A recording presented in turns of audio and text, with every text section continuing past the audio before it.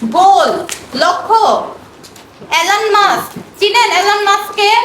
Tesla গাড়ির chairman, পৃথিবীর সবচেয়ে ধনী মানুষ। আপনারা জানেন না?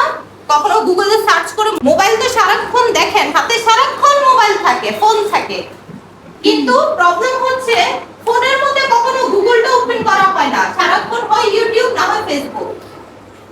কখনো কখনো গুগলটা ওপেন করবেন।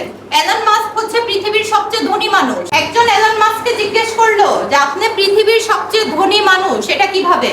আমি কিভাবে আপনার মতো ধনী হব? মন চায় না সবার ধনী হইতে? সবারই তো মন চায় যে টাকা পয়সা হোক, তাই না? আমারও মন চায় অনেক টাকা পয়সার মালিক হই। এলন মাস্ককে একজন জিজ্ঞেস করলো আপনি এত টাকা পয়সার মালিক কিভাবে, আমাদেরকে কিছু সাজেশন দেন। তখন এলন মাস্ক কি উত্তর দিল জানেন? আমি আগামী 10 বছর কি করব এটার গোল একটা খাতায় নোট করি। আমি আগামী 10 বছর কি করব আমার সকল লক্ষ্য একটা খাতায় আমি নোট করি।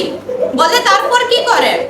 বলে তারপর আমি ওই 10 বছরের কাজ 1 বছরে কিভাবে করব, ওই লক্ষ্যগুলো আমি 1 বছরে কিভাবে অর্জন করব সেটা আমি চেষ্টা করি।